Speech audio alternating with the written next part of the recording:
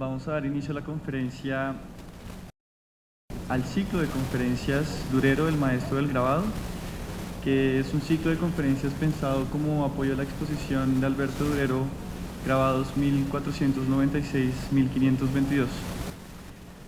Hoy, jueves 21 de agosto, contamos con la presentación de Laura Vargas, los grabados de Alberto Durero y otras estampas europeas en el Nuevo Reino de Granada. Laura Vargas es maestra en Artes Plásticas con profundización en Historia y Teoría del Arte de la Universidad Nacional de Colombia. Cuenta con una maestría en Instrumentos para la Valoración y Gestión del Patrimonio Artístico de la Universidad Pablo de Olavide de Sevilla, España, y es doctora en Historia del Arte y Gestión Cultural en el Mundo Hispánico, doctorado con mención de calidad, otorgado por el Ministerio de Educación de España. Un saludo especial para los asistentes de la Agencia Cultural de Tunja, quienes nos siguen en directo por videoconferencia hoy y a lo largo de todo el ciclo de conferencias. Damos la bienvenida entonces a Laura Vargas.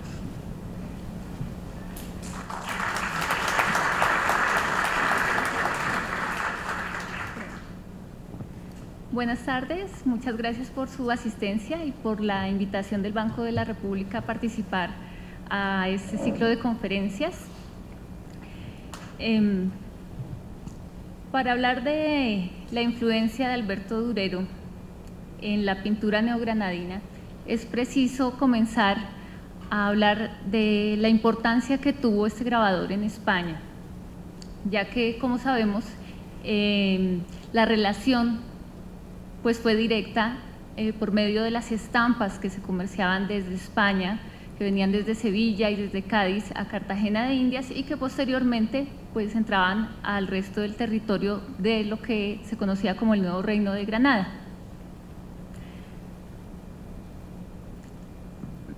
Además de la influencia en la pintura española, podemos ver cómo los tratadistas hablan de la calidad de las estampas de Alberto Durero y de cómo estos pintores se servían de su magnífico ejemplo para hacer sus composiciones.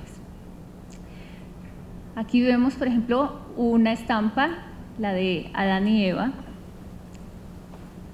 cuyo detalle del ave que se encuentra al lado de Adán es utilizada por Matteo Pérez de Alessio, un pintor italiano que luego va a Sevilla y posteriormente pasa al Perú y utiliza, como ustedes pueden ver, este detalle para su pintura al fresco de San Cristóbal que está en la Catedral de Sevilla. Decía Fray José de Sigüenza en su libro La fundación del monasterio del Escorial, libro del siglo XVI, que Alberto Durero, abro comillas, es hombre de grande ingenio. Fue el que dio mucha luz del dibujo y de la pintura a todos los alemanes y flamencos. En lo que este hombre fue excelente es en las estampas, que cortó de su misma mano en metal y en madera, con tanta destreza y maestría que ha puesto admiración. Mostró valer tanto en esto que con solas líneas negras y lo blanco que dejó entre ellas significa cuánto pudieron hacer apeles y timantes y representa las cosas tan vivas como si tuvieran sus colores naturales. No valía menos con la pluma y la tinta que con el buril. Y es interesante ver aquí el ejemplo de Matteo Pérez de Alessio porque antes de viajar al Perú, él le pide a un librero en Sevilla, a Melchor Riquelme, que le consiga todas las estampas de Durero para poder hacer ese viaje a América.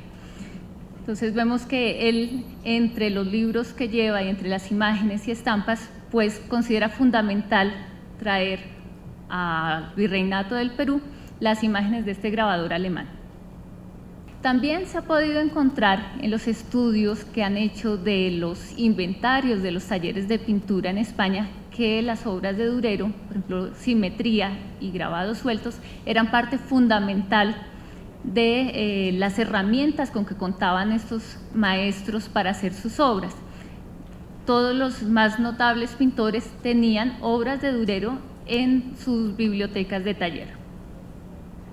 Aquí vemos cómo Juan Sánchez Cotán utiliza esta estampa de los ángeles con el Santo Rostro para hacer este óleo que se encuentra en la Cartuja de Granada. Es importante anotar que el uso de las estampas era muy generalizado y no era mal visto, era una forma de aprender en los talleres, y posteriormente cuando eran maestros podían seguir utilizando estas estampas para hacer sus composiciones, y esto no significaba que fueran malos pintores o que no supieran componer, sino que tomaban lo mejor de los elementos de las estampas para hacer sus propias obras. Es decir, que no era una práctica mal vista, sino que era el proceso normal de aprendizaje, y vamos a ver cómo artistas ya consagrados, como el ejemplo de Velázquez, siguen viendo a Durero y a otros artistas, especialmente, por ejemplo, el grabado flamenco, para hacer sus obras. Entonces, eso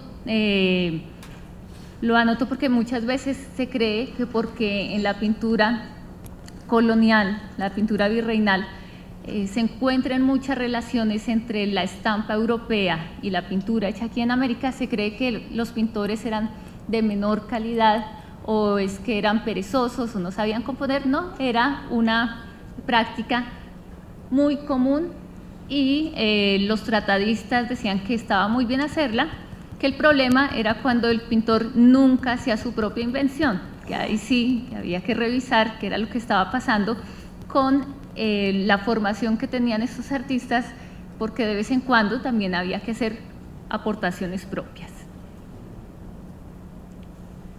Encontramos otros ejemplos de grandes artistas como Francisco de Zurbarán, que utiliza también composiciones de Durero, pero vemos cómo cambian elementos.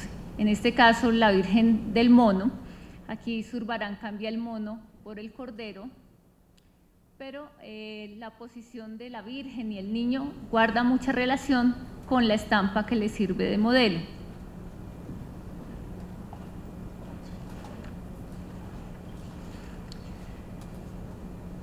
Antonio Palomino era otro de los tratadistas que elogió a Durero. Cuando escribe El Museo Pictórico y la Escala Óptica, habla de Diego Velázquez y afirma que, abro comillas, ejercitábase en la lección de varios autores que han escrito de la pintura elegantes preceptos. Inquiría en Alberto Durero la simetría del cuerpo humano. Y aquí vemos también el ejemplo de Francisco de Zurbarán y Benito Navarrete, que es uno de los grandes estudiosos de la pintura andaluza, propone que esa serie de santas, que se encuentran algunas en el Museo de Sevilla, otras en colecciones privadas, surgen a partir de esta imagen de los esponsales de Maximiliano. Dice que seguramente al ver la posición de esta figura femenina, la forma de los pliegues de la tela, aquí vemos que ella tiene una cadena que también tiene Santa Isabel de Hungría, propone que esta es la base de toda esa serie que va a ser más tarde Zurbarán. Al igual que la composición de la Cena de Maús, que él propone que vendría de la Cena de Maús de la Pequeña Pasión, que ustedes la encuentran también en la exposición que en este momento presenta el Banco de la República.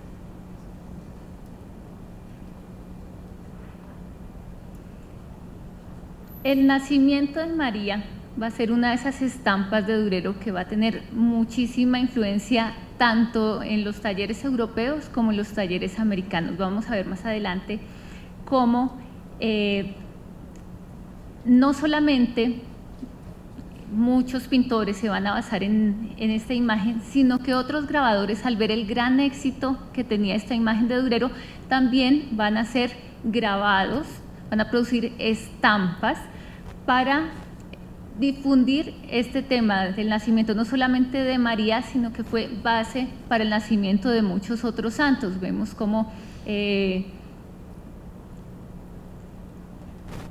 para Jerónimo Cósida le sirve de base para su composición del nacimiento de San Juan Bautista. Vemos cómo utiliza una parte de la estampa de Durero para hacer este óleo sobre tabla que actualmente se encuentra en el Museo de Zaragoza.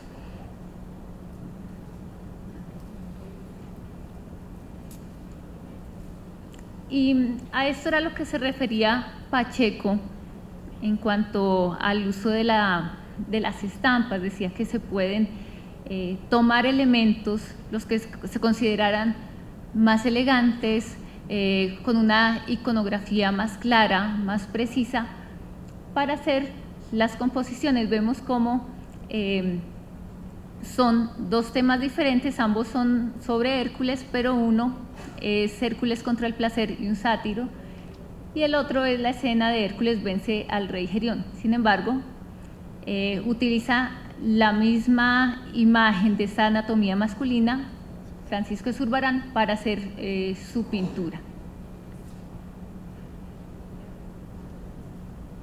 Y Alonso Cano también está viendo a Durero para hacer esta imagen de la Virgen con el niño. Decían los tratadistas que Durero era sobre todo ejemplo en la forma de tratar las telas, y vemos cómo eso se va a notar mucho en la pintura española, que están viendo cómo son los pliegues, las luces y las sombras, las texturas, y esa recomendación la encontramos mucho en los textos de la época. Con respecto a la pintura de Jerónimo Cósida, Giuseppe Martínez, en su obra Discursos practicables del nobilísimo arte de la pintura, afirmaba que este pintor, abro comillas, amó mucho a este autor, refiriéndose a Durero, imitándolo con mucha dulzura y amabilidad.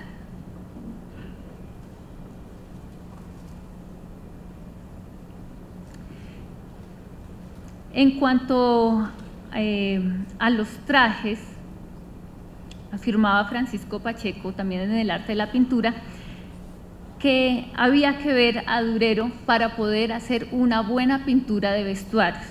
Decía él, abro comillas, el traje ha de ser el que usan los pintores más cuerdos, tomando por ejemplar al gran Durero, sobre todo en la vida de Nuestra Señora estampada en madera. Sin embargo, de vez en cuando, pues Pacheco hace alguna crítica sobre la obra de este artista, como cuando él se pregunta por qué representa en algunas de sus estampas a San Juan Bautista muy mozo. Se dice, no sé qué movió al gran Durero a pintar mozo a San Juan Bautista en su Apocalipsis. Pero en general siempre vamos a encontrar unos muy buenos comentarios en los tratadistas españoles. Y cuando hablamos de la influencia de Durero en el nuevo reino de Granada, se nos viene siempre a la mente la imagen del rinoceronte, que es quizás la más difundida, la que más conocemos, directamente relacionada con la obra impresa del artista alemán.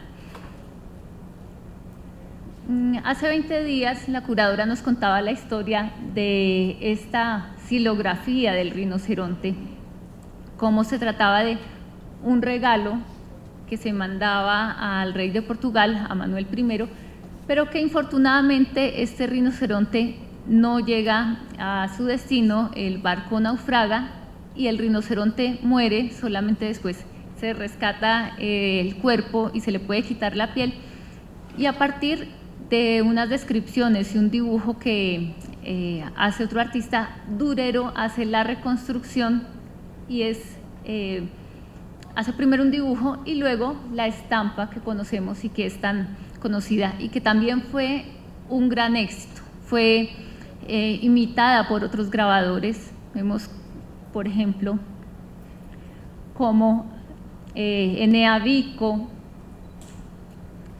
o Juan de Arfe y Villafañe toma esa imagen del rinoceronte y la vuelven a reproducir. Era todo un éxito en ventas Durero, y entonces por eso no solamente hacían una reproducción de las obras, sino que las imitaban con el anagrama, sin respetar que esa era su firma. También nos contaba la curadora cómo Alberto Durero demanda a Raimondi, a Marco Antonio Raimondi, porque imita la estampa, pero fuera de eso la marca con el anagrama como si él la hubiera hecho. Y aquí vemos entonces cómo seguramente de esa estampa de Durero, que algunos estudiosos como Santiago Sebastián propone que posiblemente pasa al Nuevo Reino a través del Tratado de Varia Conmesuración para la escultura y la arquitectura de Juan de Arco y Villafañe, que pasa y que es posible que así haya llegado a Tunja. Y por eso la encontramos en dos casas, en la casa del escribano Juan de Vargas y en la casa del fundador Gonzalo Suárez Rendón. Ambas son pinturas al temple, la del escribano posiblemente de finales del siglo XVI y la del fundador comienzos del siglo XVII.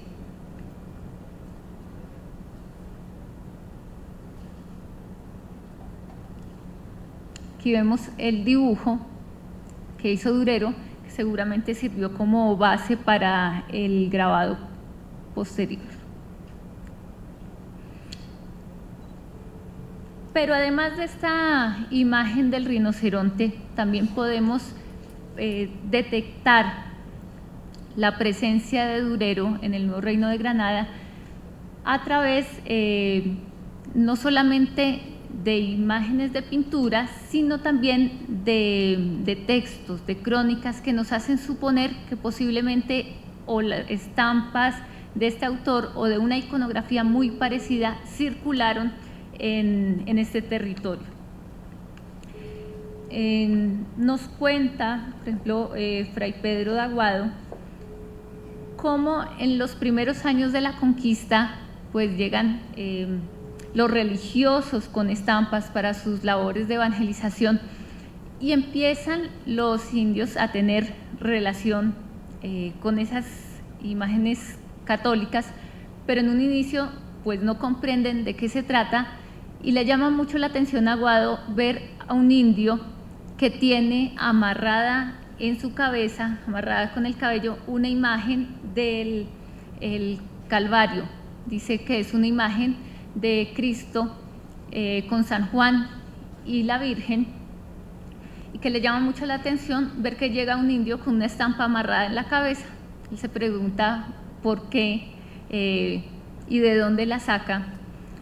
Le causa mucha curiosidad, pero no, dice que no le puede preguntar porque en ese momento están persiguiendo al indio, lo hieren con un arcabuz y él muere, pero escribe eso y dice que seguramente el indio pues no sabía que eso era una imagen religiosa.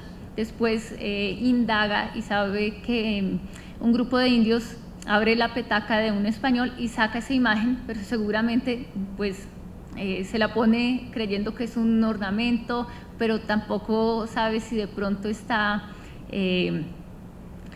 haciendo algún tipo como de irreverencia al español. Él se queda, se formula esa pregunta como que ¿por qué un indio con una estampa amarrada en la cabeza? Y es una estampa y la describe de un Cristo con San Juan y la Virgen. Era un tipo de imagen que, por ejemplo, Olga Costa en sus estudios también sobre imagen de devoción, imágenes religiosas, dice posiblemente podría ser una estampa de Alberto Durero, quien produjo muchas versiones de esta escena de la vida, o más bien de la muerte de Cristo. Vemos una xilografía que pertenece a la Gran Pasión, donde precisamente corresponde a lo que vio en la estampa Aguado, una crucifixión con la Virgen, con San Juan, pero también encontramos esta otra estampa de Durero, también con este tema y los personajes que tendría esta estampa.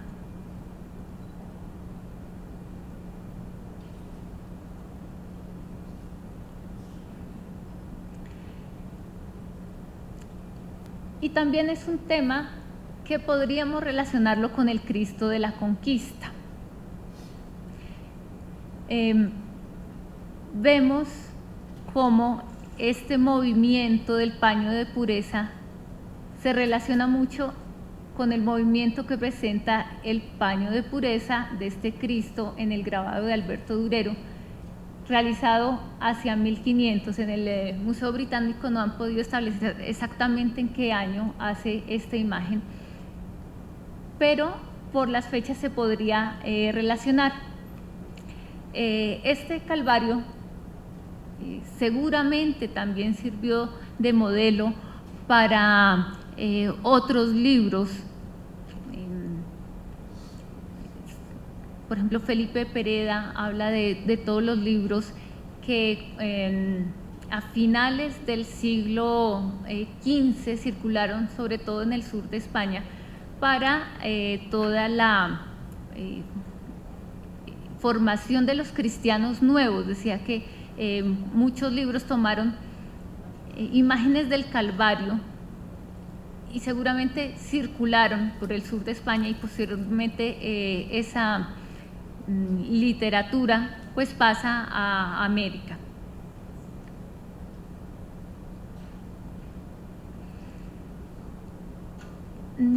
Esta es una pintura de una colección privada donde vemos cómo pasa la posición del niño, el niño de la llamada Virgen de la Pera. El pintor cambia la pera por una flor, pero es muy importante también hacer caer en cuenta cómo no siempre la referencia puede ser una estampa, sino una pintura, porque como llegaban a América pinturas realizadas desde talleres europeos, la fuente podría haber sido una pintura, y de esa pintura se hubieran realizado aquí otras pinturas. Entonces no siempre que uno ve una imagen que está muy relacionada con una obra europea puede provenir de esa fuente grabada, sino del grabado pasa la pintura, de esa pintura a otra pintura, y así vamos encontrando que hay más relación, hay más coincidencias entre, por ejemplo, dos pinturas y una tercera pintura que podría ser posterior,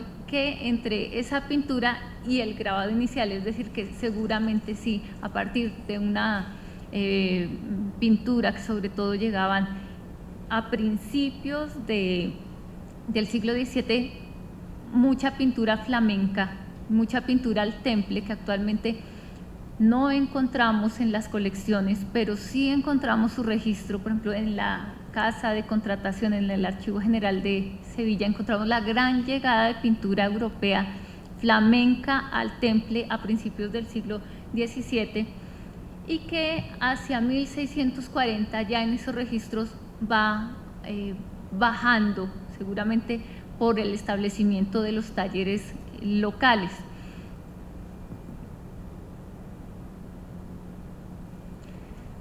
Otro de los temas que aparece con mucha frecuencia en la pintura neogranadina y en general en la pintura de los virreinatos americanos es la de la Misa de San Gregorio.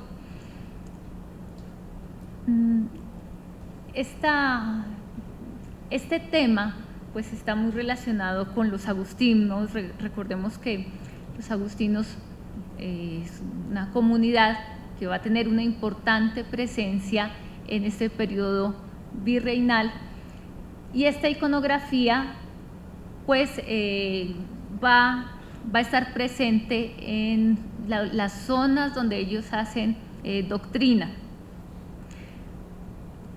Entonces este tipo de imagen de San Gregorio, o esta misa de San Nicolás de Tolentino, en este caso atribuida a Gaspar de Figueroa, pues podría corresponder a una misa grabada por Alberto Durero. Entonces vemos las correspondencias, la posición de Cristo, la columna, la cruz, la posición de los religiosos. Vemos cómo coinciden, y no va a ser un caso exclusivo del Nuevo Reino de Granada. Vamos a encontrar cómo en Nueva España se va a utilizar mucho esta fuente.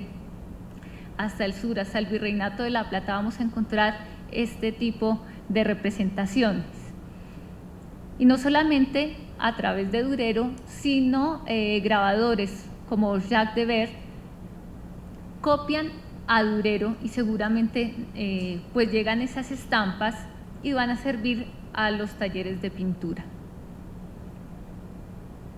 Aquí he traído unos ejemplos de otros sitios suramericanos. Por ejemplo, esta misa de San Gregorio, que pertenece al Museo de la Antigua Recoleta de San Diego, que también toma a Durero como fuente. Una misa de San Gregorio, en este caso de piedra de Huamanga policromada, de la colección Grünberg de Lima.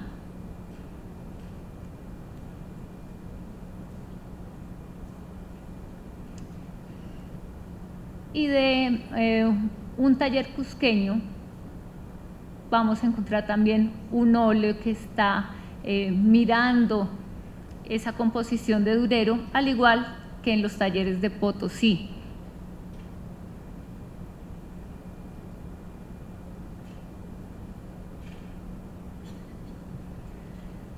El nacimiento de María, también como lo vimos en esas pinturas españolas, va a tener muchísima influencia en las series iconográficas de santos en todo este territorio hispanoamericano.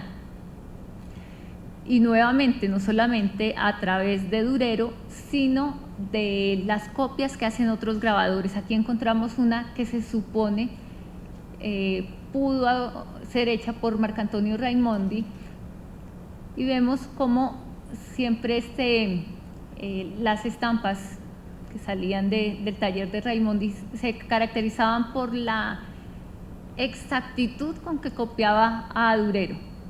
Aquí vemos unas muy leves diferencias en las tramas que encontramos en las nubes, pero si uno compara los rostros, el número de líneas de las tramas, las luces, las sombras, son casi idénticas. Decían que hasta Durero, cuando lo demanda, mira las estampas de Raimondi y duda si la hizo él o no. Entonces ya debe ver unos detalles que él identifica, pero son cosas muy sutiles, y en esto sí, pues Raimondi se destacó.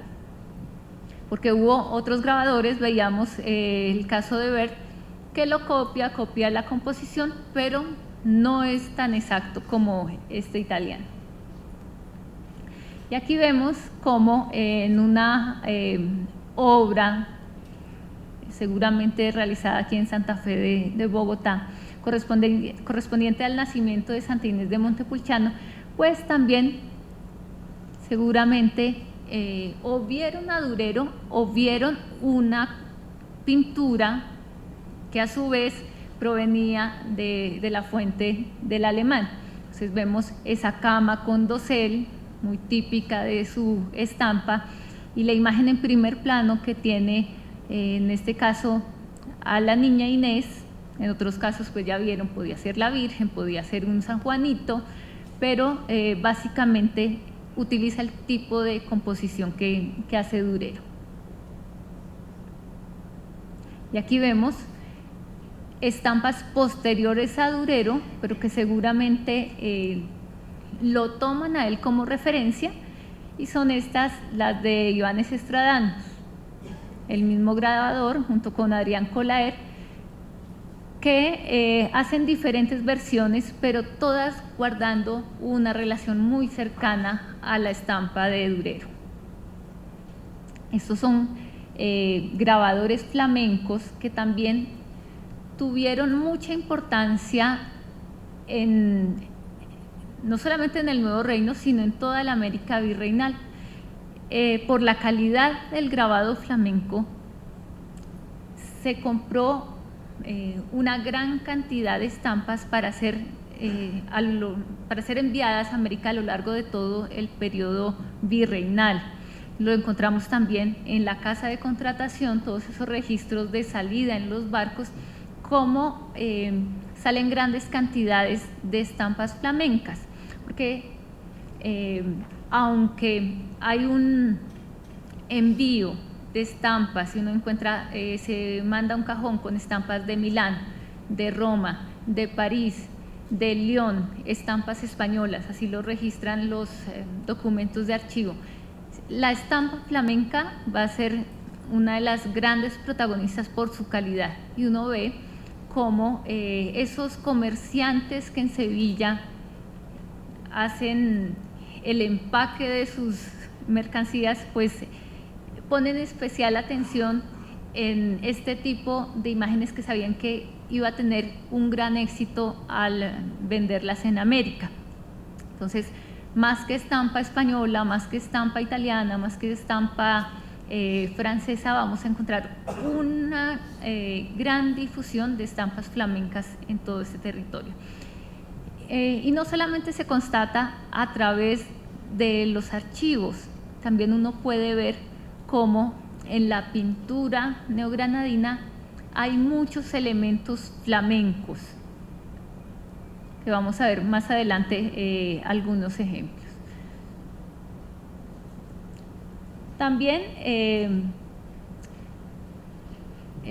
historiadoras, por ejemplo Olga Costa, que ya la había mencionado, o Adriana Pacheco en Ecuador, plantean que esas vírgenes aladas, a veces las conocidas como las bailarinas, tienen influencia de este grabado de Durero, esta mujer del Apocalipsis.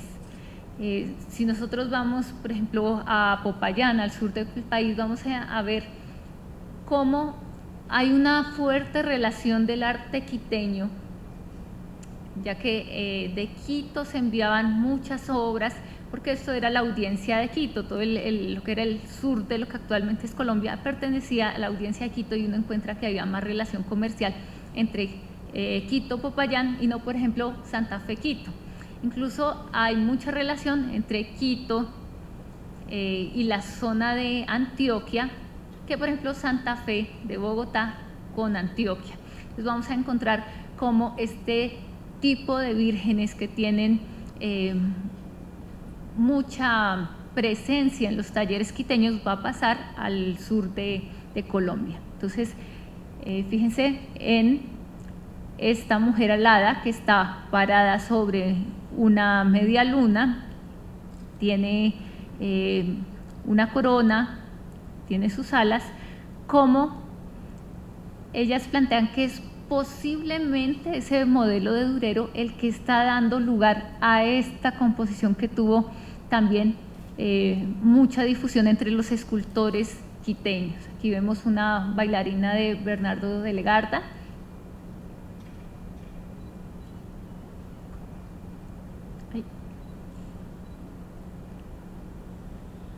que no solo la encontramos en escultura, sino también en casos de pintura.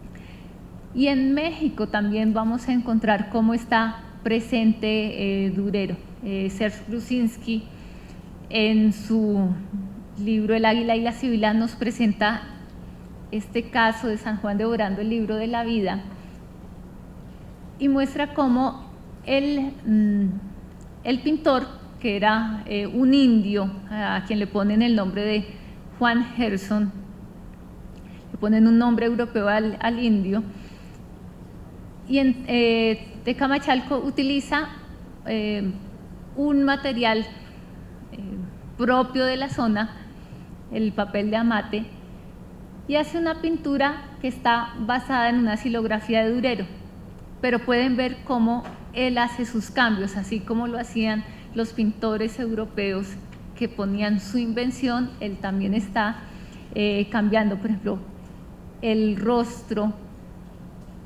lo cambia por un sol,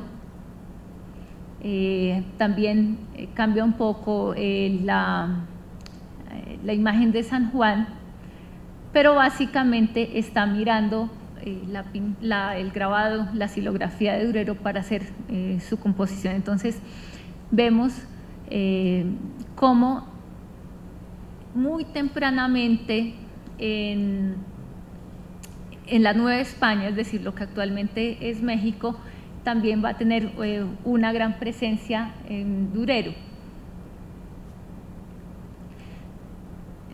Se sabe de la presencia de libros, de tratados de Durero también por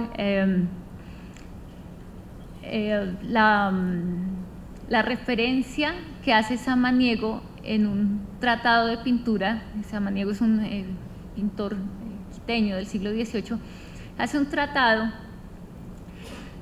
que es una mezcla de varios tratados. Mira a Pacheco, pero a Pacheco él está mirando a Pacheco, pero le interesa la parte en la que habla de las proporciones, y a su vez Pacheco estaba mirando las proporciones que planteaba Durero, es decir, que de manera indirecta Samaniego estaba viendo a Durero. Y aunque no es muy fácil encontrar en un inventario que diga en los talleres del Virreinato Americano que se encontró un tratado de Durero, uno sí puede suponer que a través de Pacheco pasó esa información sobre las proporciones que planteaba Durero.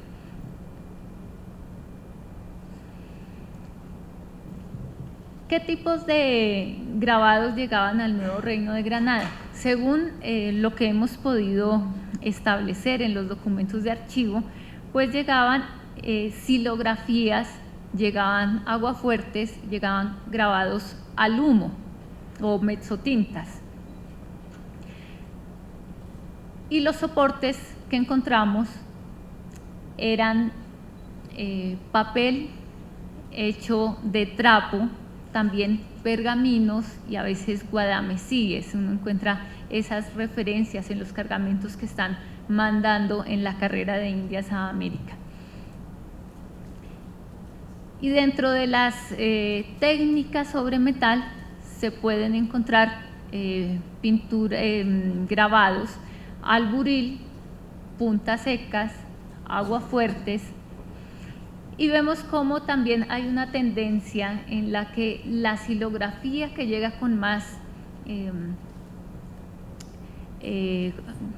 frecuencia durante el siglo XVI, principios del XVII, va a estar siendo reemplazada de la mitad del siglo, el primer cuarto del siglo XVII en adelante, seguramente porque el grabado en metal permite una mayor cantidad de impresiones. En cambio, la xilografía pues se deteriora más rápidamente, no aguanta tanto la presión de muchas copias a través de una prensa o de un tórculo. En cambio, una plancha de metal sí. Además de la facilidad que tiene un grabador trabajando con una plancha de metal y no haciendo el trabajo mecánico de grabar sobre madera. Entonces también la fuerza física y el tiempo que se emplea en xilografía o en una obra sobre metal pues va a ser muy diferente. Y también esa cantidad de copias va a ser determinante. Mientras una xilografía, digamos que con su calidad inicial puede llegar hasta 50 sin retoque, en una plancha de metal podemos hacer más de 200 sin hacer un primer retoque, aunque se puede seguir arreglando la plancha, se puede seguir haciendo una nueva talla para arreglar los daños que se hace luego de muchas copias. Sí, pues notaban en estos talleres de grabado cómo era más fácil hacer estampas a partir de planchas metálicas, y eso lo vamos a ver reflejado en los documentos del Archivo General de Indias, como también en cuestión técnica va a haber un cambio a través del tiempo. Y la presencia de estampas europeas pues se va a dar a lo largo de esos más de 300 años de pertenencia a la corona española.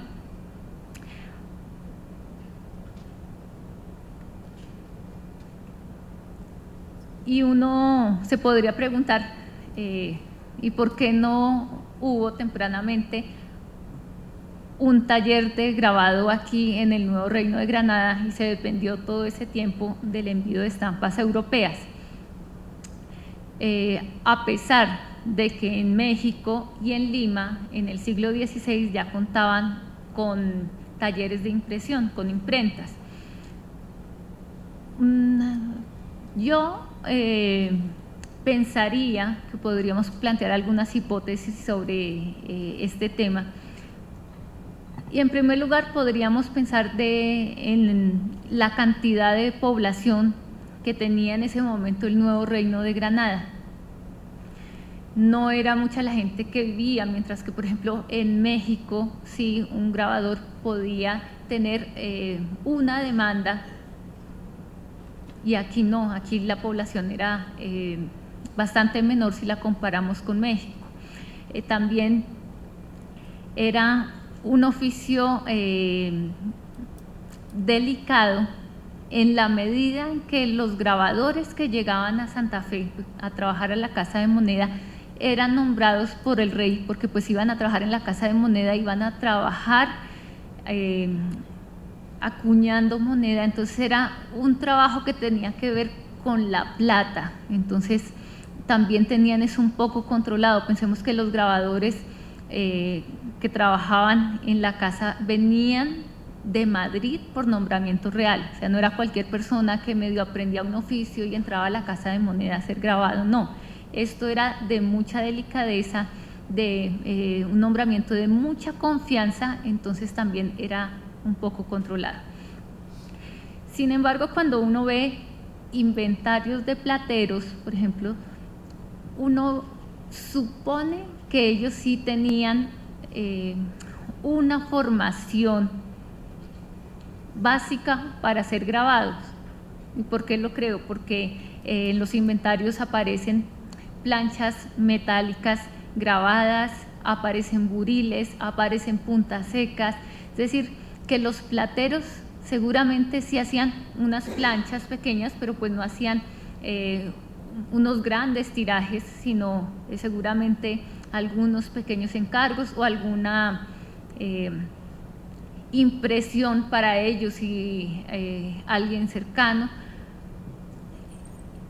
porque desde el siglo XVII sí uno ve esa presencia de herramientas que pueden servir para el grabado y de planchas metálicas y alguna que otra impresión, entonces uno podría suponer que un platero sí podría hacer, pero pues no se han encontrado impresiones que corroboren esa hipótesis. Bueno, pero ¿cómo llegaban estas estampas? Unas llegaban a una sola tinta y otras también registradas en esos envíos que se hacían de Sevilla aquí, se mandaban iluminadas o luminadas, y así lo dicen los documentos. Podemos encontrar estampas que llegan iluminadas al óleo o al temple, y también podremos suponer que llegaban a una sola tinta y que aquí en los talleres de pintura se iluminaban. Aquí vemos un ejemplo de dos estampas iluminadas, es la misma estampa pero iluminadas de manera diferente. Aquí vemos una Tentación de Santo Tomás que está iluminada al temple y esta al óleo. Entonces vemos como la del óleo, que es más cubriente, permite cambiar el detalle de la reja de la ventana, mientras la pintura al temple pues sí tiene que ceñirse al diseño original de esta estampa. Aquí vemos otro ejemplo, una estampa de San José que se encuentra en el Museo de Arte Colonial.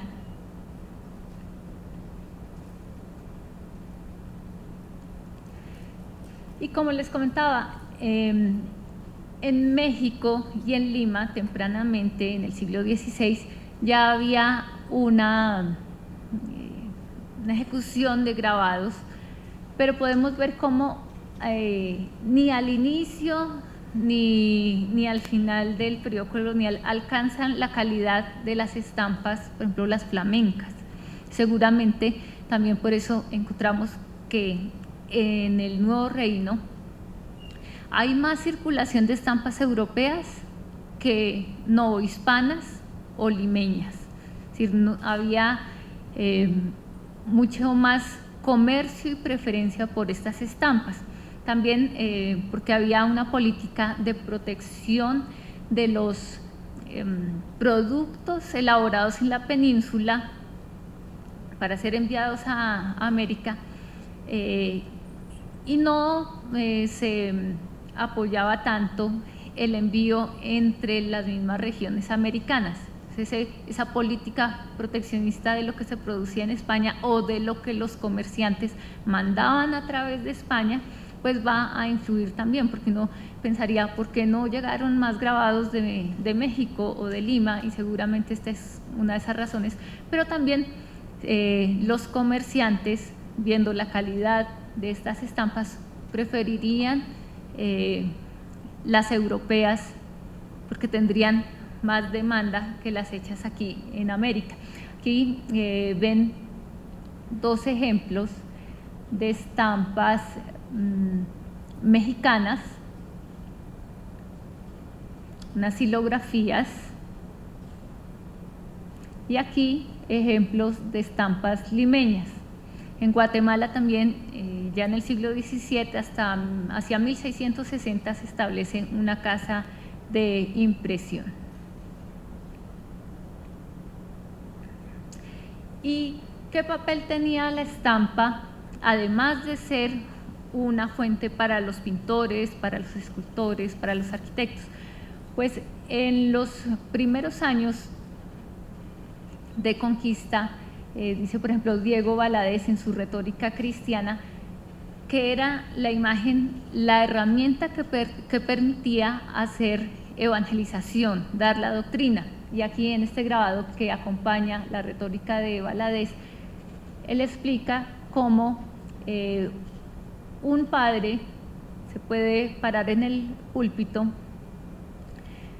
y explicar vidas de los santos, escenas del Antiguo y del Nuevo Testamento, enseñar oraciones a través de la imagen. Y entonces aquí él cuenta cómo frente a unos indios, se supone que estos personajes son indios, y él lo cuenta en la Retórica, aunque uno ve que más bien parecen como romanos, parece que tuvieran como toga, pero en la Retórica él está contando cómo se evangelizan los indios. Entonces dice, el padre frente a los indios va mostrando las imágenes, y a través de esas imágenes va a ser mucho más fácil dar la doctrina.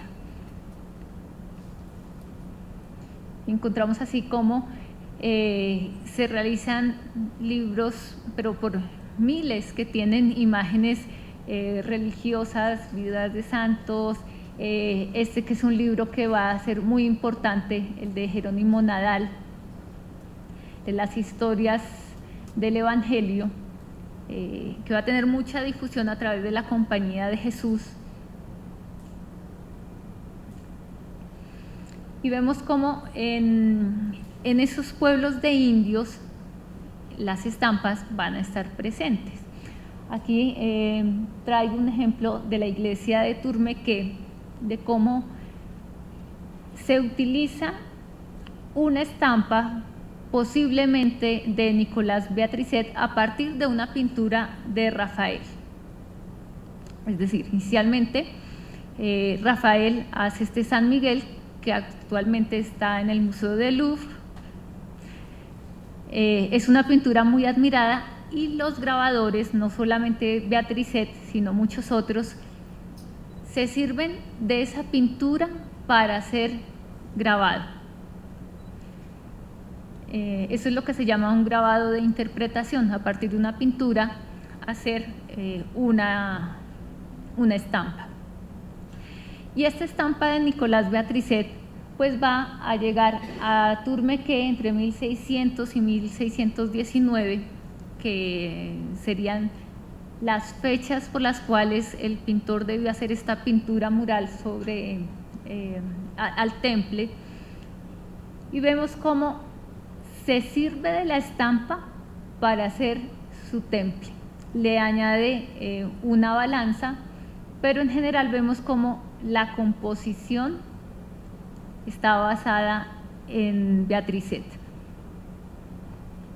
Entonces uno ve cómo realmente era ese comercio desde una pintura que es grabada por un francés, llega a España, a Sevilla, cruza todo el océano, llega a Cartagena y llega a un pueblo de Indias que es Turmequé.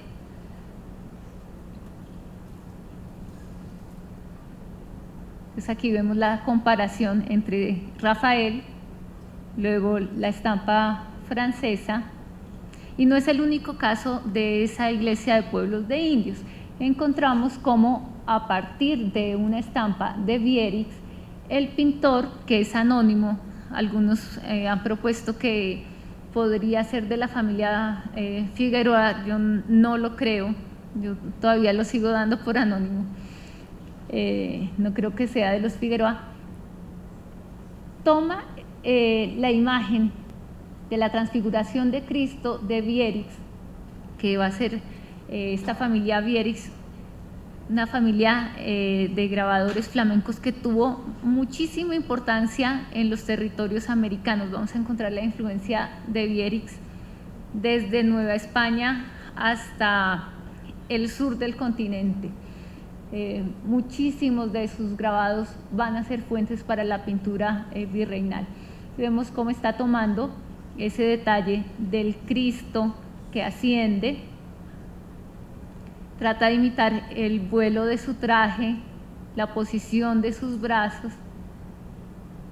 Y vemos nuevamente cómo de Flandes pues va a pasar ese grabado, esa estampa, hasta nuevamente Cartagena y entrar a la zona cundiboyacense. El Banco de la República, donde nos encontramos hoy, tiene una pintura que se ha atribuido a Antonio Acero de la Cruz de un tema mitológico, la del centauro Neso o Nessus llevando en brazos a Deyanira.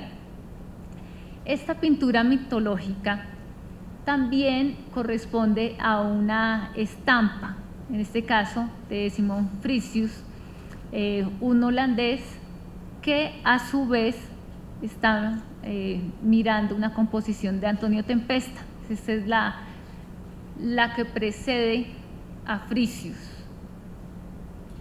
y que vemos que el pintor, sea Antonio Acero de la Cruz o sea un anónimo, casi que la está copiando exactamente. Seguramente utilizó una cuadrícula, porque si uno compara todos los detalles, pues coincide casi de manera literal.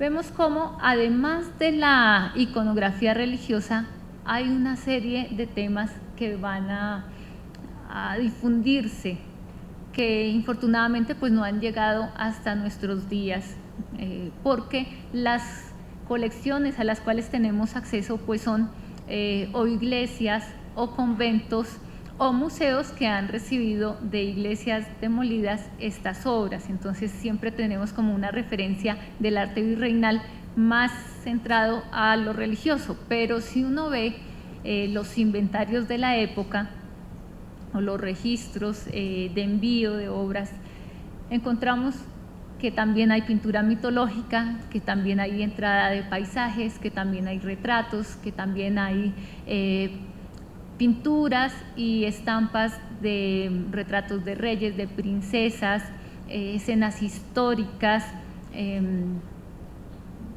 Vemos también como temas como la botánica, cuadros de costumbres, escenas de galantes, temas de cacería, todo ese tipo de iconografía civil también está entrando y lo vemos en ese tipo de documentos.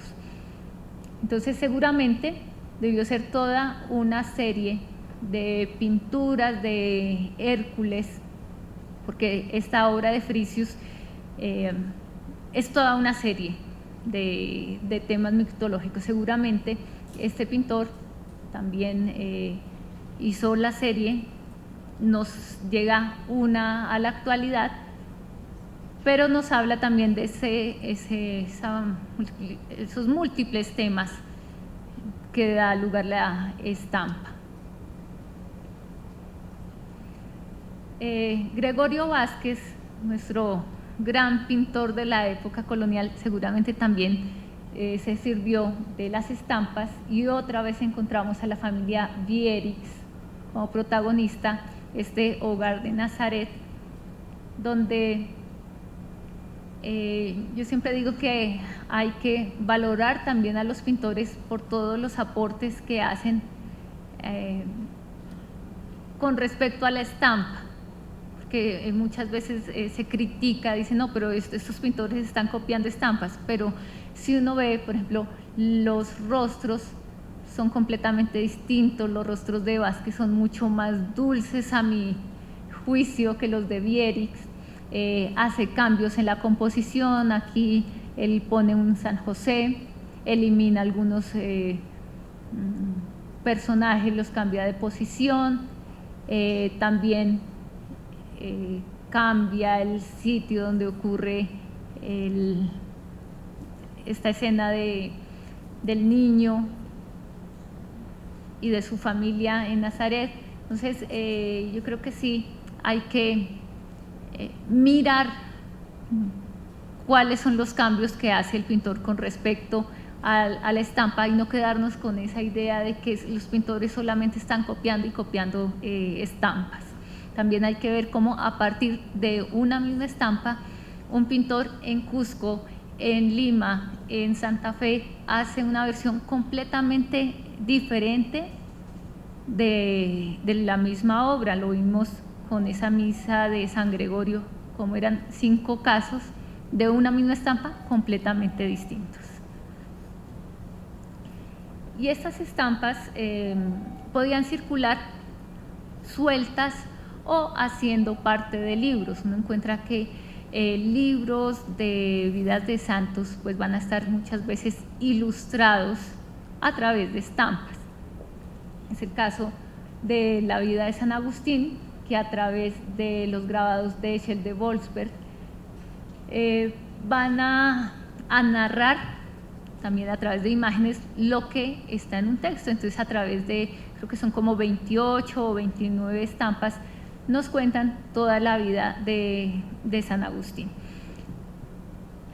Y las estampas también tenían mucha importancia para los pintores, no solamente como ejemplo, sino también porque de alguna manera los protegía de las críticas que podían tener de los veedores de Inquisición o de alguna comunidad religiosa.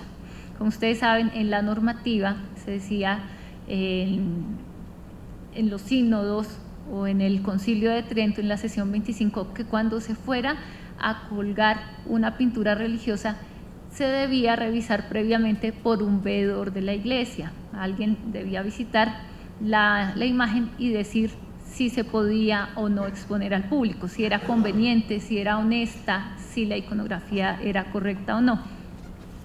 Pues esto no sucede en el 100% de los casos, porque uno a veces ve errores iconográficos en obras que sobrevivieron a nuestros días, es decir, que no siempre se revisaban, pero sí cuando eran obras que iban a ser expuestas en un convento o en una iglesia como esta de la vida de San Agustín, sí el pintor se basaba en una estampa que ya de alguna manera había sido aprobada por la iglesia. Entonces casi que lo blindaba de las críticas o de enfrentarse a un juicio en Inquisición por haber hecho alguna imagen que no correspondía a la vida de un santo, a la forma de representarlo. Entonces también era una garantía para hacer una obra que no tuviera ningún problema después. Aquí vemos también un ejemplo de la vida de Santa Teresa. Está mirando en este caso una estampa española de Pedro de Villafranca, y aquí también el pintor está haciendo una copia de la composición, pero nuevamente insisto en que el tratamiento del color, los rostros, son una aportación muy diferente y debían saber pues de su oficio, porque no es solamente colorear una imagen, sino cómo se trabaja la paleta, si mantiene la composición igual o si le hace algún cambio. Pero también hay que tener en cuenta que no siempre eran los grabados los que venían, sino también había relaciones de ida y vuelta. Es el caso de la Virgen de Chiquinquirá, que la pintura es la que da pie al grabado. Lo hace un español, Juan Pérez, y vemos cómo seguramente al grabador en España, yo me imagino que le mandaron una pintura para que él hiciera la estampa que iba a acompañar el libro de Tovar y Buendía, donde se iba a hablar de esta milagrosa imagen del Rosario de Chiquinquirá, de Nuestra Señora del Rosario de Chiquinquirá. Entonces vemos que también hay encargos de estampas de vírgenes, de advocaciones locales que se encargan a Europa para tener una difusión allá en Europa, pero también para ser difundidas aquí en América. Ese es otro de los temas que va a ser muy importante en cuestión de grabados, el de los naipes. Juegos también van a circular. Estaba el tema de los naipes controlado por la corona, pero por contrabando también van a entrar este tipo de estampas, los naipes grabados. Nuevamente, temas mitológicos como los que encontramos en la casa del escribano de Tunja, y vemos aquí la presencia de un grabador de la escuela de Fontainebleau, René Boivin. Y esta escuela de Fontainebleau pues va a tener una presencia muy importante en España y va a pasar a América. Vemos que hay una relación también muy fuerte entre grabadores franceses que mandan sus obras a España, y por eso encontramos aquí en esta obra de Tunja escenas mitológicas en las pinturas al temple de esta casa. También el grabado va a servir para hacer portadas de libros. Aquí les traigo ejemplos de las historia general de las conquistas del Nuevo Reino de Granada, de Lucas Fernández de Piedrahíta. Vemos cómo también el grabado va a servir para estas portadas de libros. Vemos que no eran portadas para nada sencillas, eran composiciones bien complejas, con retratos, con escudos, con cartelas,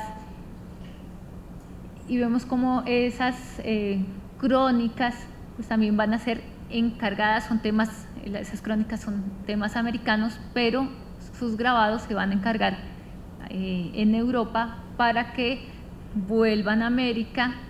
Entonces también vemos de nuevo ese caso de ida y vuelta del grabado.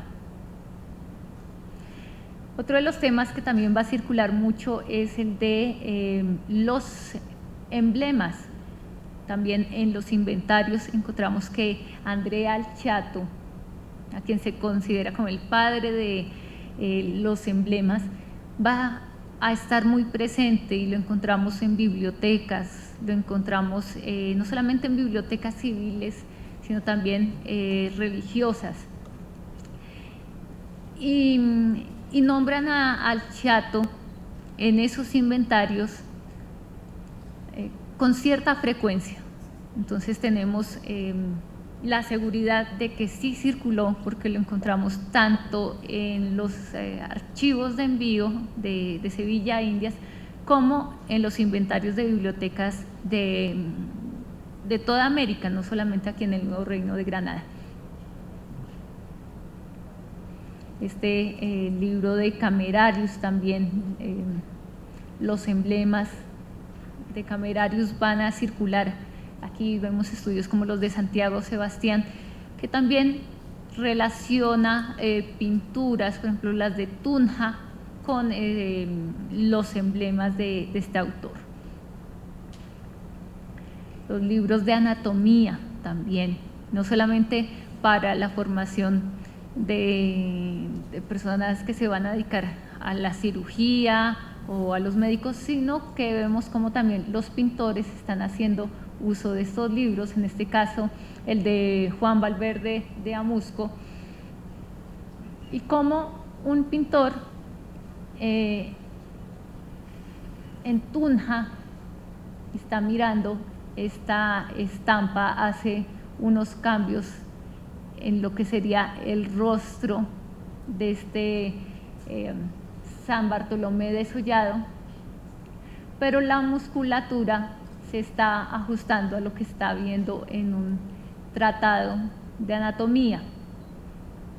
Entonces también vemos mucho eso, que los pintores no solamente están viendo estampas de artistas, sino también estampas de otros temas. Entonces para hacer animales también están mirando libros de cacería, para hacer anatomías están mirando libros que les muestran cómo son los músculos, los huesos, cómo se representa la piel. Entonces están mirando muchos libros o muchas estampas sueltas que les sirvan para hacer sus obras.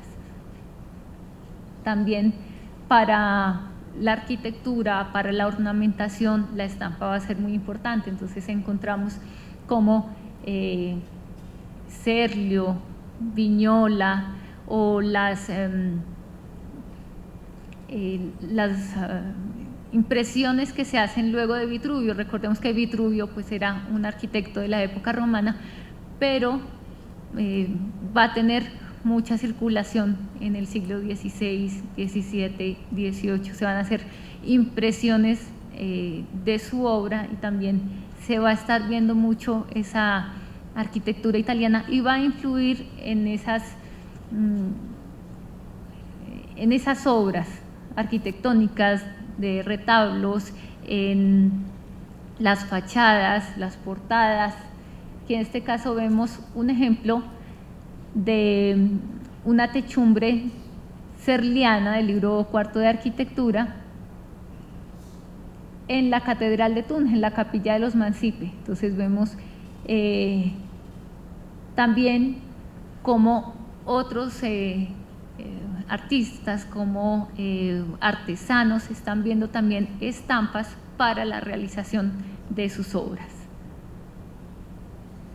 Aquí otro ejemplo también de Serlio, vemos la Capilla del Rosario de Santo Domingo en Tunja, como están viendo este diseño y lo están adaptando a su obra.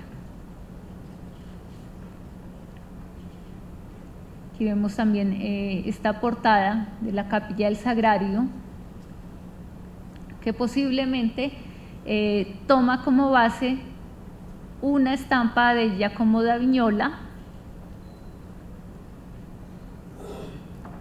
a partir de la regla de los 5 órdenes de arquitectura. Y aquí un tipo de estampa que encontramos en un libro de montería, libro de cacería de Gonzalo Argote de Molina. También la estampa se utilizaba para procesos de beatificación o canonización, era como una especie de publicidad para promover una persona que había tenido una vida ejemplar para que adquiriera esa categoría. Entonces vemos como muchas de las postulaciones que se hacen ante los cardenales en Roma van a tener los encargos de estampas donde se muestre quién es ese personaje, qué milagros hizo, por qué merece esa jerarquía. Aquí vemos un ejemplo de Mariana de Jesús, que es una mujer que no se consagra a la religión, pero sí tiene una vida ejemplar en Quito, y se encuentra todo un expediente donde el promotor de la causa, Juan del Castillo, va contando cómo él encarga esta estampa a Marco Caprinozzi y a Bombelli en Roma, cuánto vale, cuántas le hacen, con qué otros regalos para los cardenales acompaña la imagen, porque él dice que tiene que promover a Mariana de Jesús, pero que la imagen tiene que ser muy bella para que estos cardenales se entusiasmen y la cataloguen como una santa. Él está viviendo en Roma durante un tiempo y cuenta cómo hay que llevar, por ejemplo, cacao, tabaco, joyas a los cardenales, piedras preciosas. Entonces dice que además de bellas imágenes, algunas estampadas sobre seda, también tiene que darles algunos obsequios para que finalmente Mariana de Jesús pueda adquirir ese estatus de santa. Eso se va a demorar muchos años, él se muere y todavía no ha logrado su causa, pero sí encontramos en el expediente todo lo que cuesta este proceso. Y también las estampas que llegan a través de los libros de ciencia. Por ejemplo, encontramos en las cartas de Mutis cómo él está pidiendo libros iluminados y sin iluminar. Hay una serie de cartas donde él escribe a libreros que le manden estampas y me llama la atención que él pide algunos libros que estén iluminados. Y también habla de que él quiere mandar imprimir su obra cuando la finalice a través de estampas. Dice que el sueño de él es hacer estos grabados, que finalmente pues no alcanza a hacerlo, pero sí hay una serie de cartas donde habla y va diciendo qué libros, qué títulos, si los necesita con color o sin color, y pues se ve la importancia de la imagen en este tipo de estudios, ¿no? Él está haciendo la expedición botánica y está enterado de qué es lo que sucede en Europa, qué es lo que se ha publicado. Y hay una parte también donde él habla de que necesita papel para hacer sus obras, dice que el papel está muy escaso. Y eso también me hace suponer que sea una de las causas por las cuales no se hace grabado aquí en Santa Fe. En esa época no era muy común usar papel vegetal, sino papel de trapo. Y uno ve cómo realmente hay escasez de papel y hay cédulas reales que se emiten en España donde piden que no se mande el trapo a Génova, porque en Génova hay molinos de papel.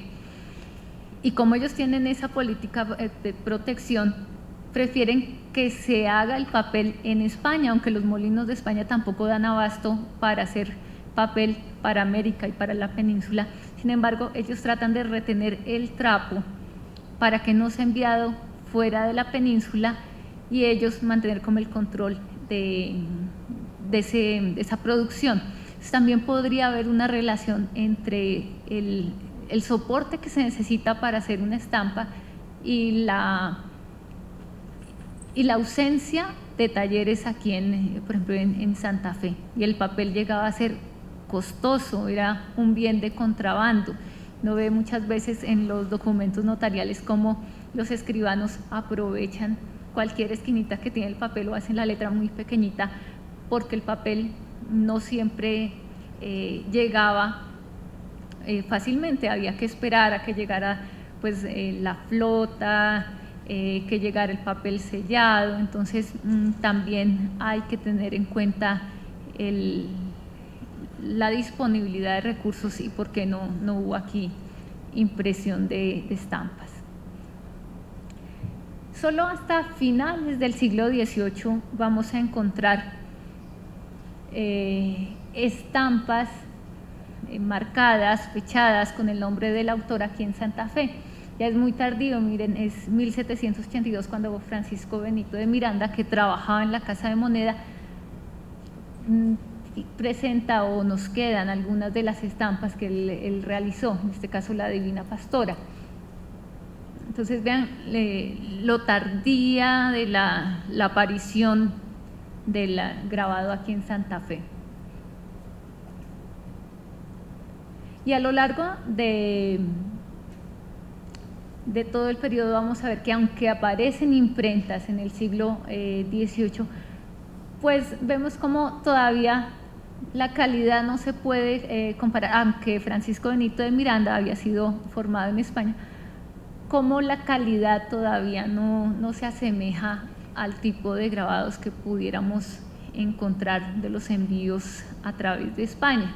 Entonces son imágenes muy sencillas, a veces para recibos, para novenas, para pequeños libros de oración, pero no vemos calidad de trama, las luces y las sombras, nada que ver con los talleres flamencos. Entonces sigue existiendo la demanda de estampas europeas.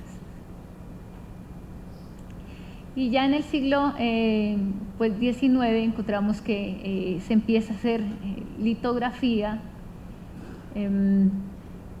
Este es un grabado de Justo Pastor Lozada, y ya pues va a haber un cambio de la iconografía, empiezan a aparecer estas estampas de personajes que tienen que ver con la independencia y la naciente república, pero podemos decir que aunque a finales del siglo XVIII se empiezan a dar esos intentos de hacer estampas, siempre vamos a encontrar esa entrada de obras europeas, sobre todo a través de Medina del Campo. En España va a haber una feria en donde los grabadores van a presentar sus obras, o los comerciantes que manejan sus obras van a llevar estas obras. Entonces en este sitio en España, en Medina del Campo, se narra cómo llegan estampas de lo que actualmente sería Francia, de Holanda, de Flandes, de Italia, se reúnen ahí y luego van a pasar a Sevilla. Había también una feria llamada La Vendeja, donde también se llevaba el material impreso para que los comerciantes seleccionaran qué era lo que iban a comprar y a mandar por la carrera de Indias. Y al llegar aquí al Nuevo Reino de Granada, pues o había un encargo ya fijo que decía esta caja de estampas va para tal sitio, o a veces se llevaba y los comerciantes locales miraban qué les interesaba, y ahí ya comenzaban los mercaderes itinerantes o quienes tenían tiendas a hacer la venta de estos objetos. Entonces una vez se pregunta, ¿y cómo se vendían? Entonces uno encuentra a veces en los inventarios de las tiendas que junto al vino, al aceite, a las cuerdas, a las telas, se venden estampas, o sea, se vendía junto a otros objetos, a pesar de que en algunas normativas se decía que las imágenes religiosas no deberían ser vendidas en tiendas junto a otros objetos. Uno ve que sí sucede. Entonces, también ocurre el caso de los comerciantes que van de pueblo en pueblo vendiendo objetos, y entre esos venden estampas. Entonces van en un pueblo vendiendo ropa, alpargates, estampas de santos, herraduras, hebillas, mejor dicho, de todo. No era un comercio específico para las imágenes, sino que era como una miscelánea de todo, y así lo vemos en los documentos. Y también muchas veces, gracias a los casos legales, a demandas, de pronto algún caso, por ejemplo, de un comerciante que se va a vender a un sitio que no le corresponde en esa jurisdicción, y le ponen esa demanda, y él explica por dónde va y que tenía permiso para estar en cierta zona, y que él alcanza a llegar a un pueblo a vender esos objetos, y entonces cree que no se pasó de la jurisdicción que le correspondía. Entonces, a través también de esos casos legales es que uno se informa de cómo era que funcionaba el comercio de ese tipo de imaginería religiosa. También uno se pregunta, bueno, ¿y cómo circulaban esas estampas en la carrera de Indias? ¿Cómo cruzaban el océano? Ustedes, aquí veo muchos restauradores que saben que el papel es muy delicado, se daña con la humedad. En el caso de la estampa de Mariana de Jesús, pues cuando llega a Cartagena dicen que hay que venderlas, llegan 69.000 estampas, dicen que se le está dañando por el comején y por la humedad. Entonces, ¿cómo es que viajan? Y uno se da cuenta en las narraciones, dicen que antes de guardar las estampas hacen una preparación de la caja de madera con cera de abejas y tela para protegerla de la humedad y del agua durante el viaje. O también hablan de hule, dicen que hay que cubrir con hule las cajas de madera para proteger las estampas. También ese tipo de cosas que uno a veces se pregunta, y cómo sería la conservación de estas obras tan delicadas en estas épocas, también a través de esos casos de las notarías, de los inventarios. Uno empieza a saber como de lo que llama una autora española que se llama Jesús Vega, la vida de las estampas, dice ella, que no solo es una imagen, sino la vida desde que nace, desde que se le ocurre a alguien, desde que la imprime, sale al comercio, y para qué lo usa la gente y cómo la cuida y cuál es el fin de esas estampas, por qué desaparecen. Que ella dice, hay veces tengo un registro en un documento de una estampa y la voy a buscar y no está por ningún lado, porque la estampa muchas veces desaparece mucho más fácil que una pintura o que una escultura. Entonces ella dice que la estampa también tiene una vida. Entonces, muchas gracias por su atención. No sé si tengan alguna pregunta o comentario. Y aquí pues ya doy por finalizado para alcanzar a tener un tiempo de preguntas antes de que se acabe el tiempo del auditorio. Bien, si alguno tiene alguna pregunta, por favor levante la mano para que le pueda pasar el micrófono. También podemos recibir preguntas de Tunja, entonces estamos en videoconferencia. Bueno, no siendo más, entonces dos anuncios importantes. El primero es, Laura contribuyó con esta investigación al catálogo que tenemos de la exposición de Alberto Durero.